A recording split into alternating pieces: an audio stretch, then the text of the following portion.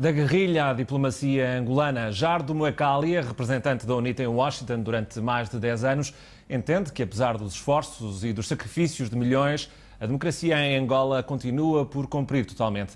É no livro de memórias e relatos pessoais e históricos que acaba de publicar em Lisboa que Moecália fala de uma segunda revolução, depois daquela que a sua geração se viu arrastada no pós-guerra colonial. Hoje, o diplomata, que entretanto ficou a viver nos Estados Unidos, entende que é uma sociedade diferente, com uma visão política diferente e que é por isso preciso reconstruir também a UNITA, numa altura em que os apoios externos são menos. São notas que desenvolve neste livro, que acredita ser um contributo para a cidadania em Angola. E é precisamente o autor deste livro, Jardo Moecália, que está neste Jornal das 9. Muito obrigado pela sua presença. É de facto um grande desafio este livro, falar aqui sobre a história recente de Angola e acaba por dizer, precisamente no preâmbulo, que é um exercício muito delicado, até faz uma analogia interessante ao falar da história dos cegos que vão visitar um elefante e cada um toca numa das partes do elefante e cada um fica com uma perspectiva diferente do que é o animal, e para que isso aconteça é preciso olhar no global. Qual foi a grande dificuldade que encontrou ao escrever este livro?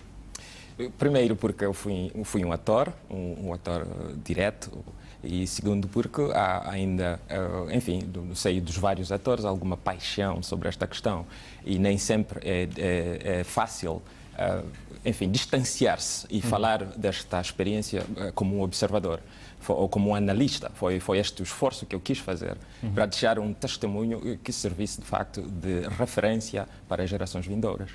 E vamos começar por olhar aqui algumas das perspectivas que trouxe este livro. Começa a falar da sua infância e isso leva-nos a uma ilação que é por demais evidente neste livro, que tem a ver com, e partindo da sua experiência pessoal, que grande parte da sua geração e de outras gerações foram arrastadas para a guerra.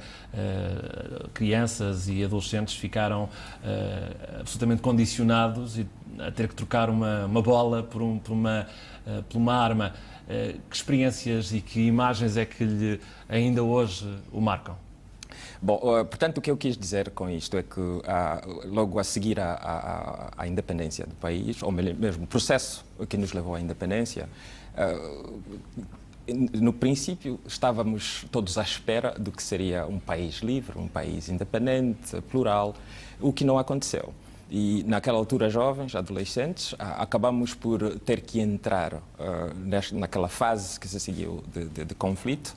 E dizia eu que eram conflitos da geração mais velha, que na altura dominava o processo político.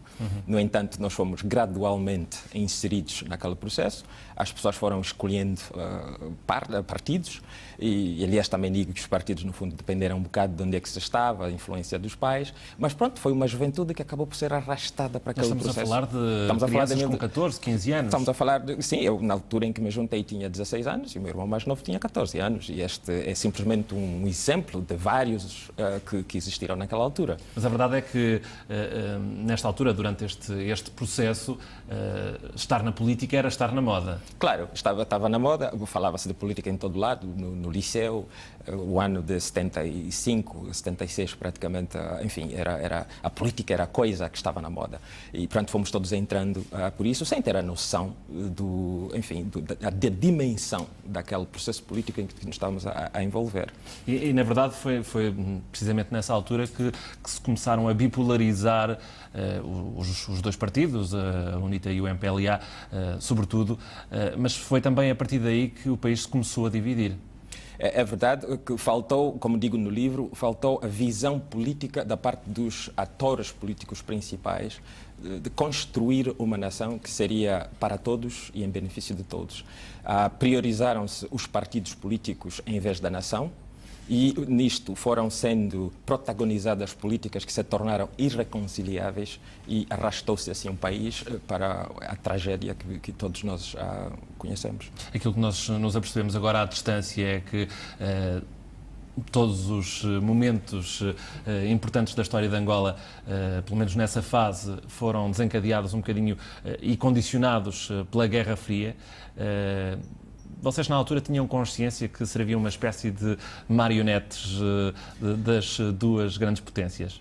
Bom, nós não tínhamos essa noção, nem acho eu que a coisa é assim tão black and white. Quer dizer, sim, existia uma Guerra Fria, isto é inegável, mas também eu acho que seria difícil ter havido um conflito em Angola se os políticos, os atores políticos, tratassem das questões políticas de forma aberta, se houvesse negociações, se houvesse instituições plurais e inclusivas. Portanto, seria difícil impor uma guerra do exterior. Mas Angola ainda estava um pouco órfã, digamos que a independência era recente. Claro, por isso mesmo é que digo que é a partir deste desacordo interno, não é? A tendência da exclusão política através da violência armada, é isto que nos levou à procura de aliados de um e do outro lado, porque a partir dali instalou-se uma espécie de procura de sobrevivência.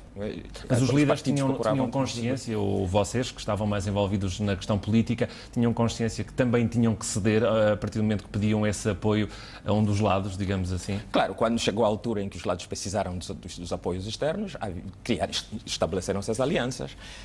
Do ponto de vista, eu falo da nossa experiência, ou da minha experiência dentro da UNITA, o que nos interessava naquela altura era a sobrevivência. E muitas pessoas me foram perguntando qual era a relação, por exemplo, com a África do Sul, que é um facto. Houve uma aliança com a África do Sul e com os próprios Estados Unidos mais tarde.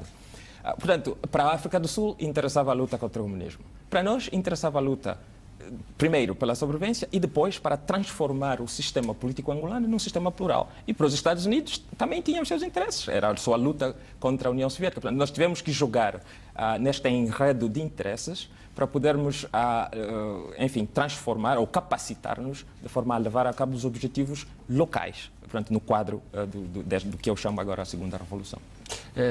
Esteve muito próximo, muito mesmo, próximo de um dos principais protagonistas desse período, Jonas Savimbi.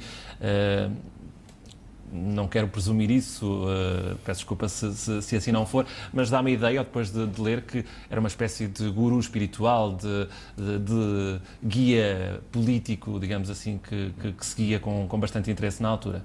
Não há dúvidas que o Dr. Savimbi era um personagem bastante carismático e tinha um poder de análise, tinha um poder de liderança que, pronto, é uma coisa extraordinária. Hoje, com a distância temporal e numa perspectiva histórica, nós podemos dizer que foi um homem extraordinário. É verdade que foi um homem e, portanto, também sujeito às flutuações próprias da natureza humana.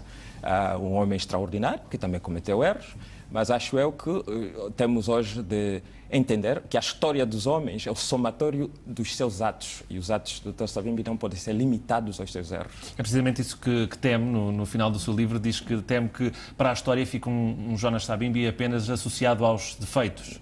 Exatamente, portanto acho que é importante termos a perspectiva do homem global. Ele teve defeitos, mas também teve grandes virtudes e contribuiu de forma determinante para a independência do país e também liderou esta luta pela inclusão. Embora ainda incipiente, temos hoje um país que já admite, que já é pelo menos um Estado plural. Temos muito trabalho por fazer, mas acho que isto é resultado desta Segunda Revolução.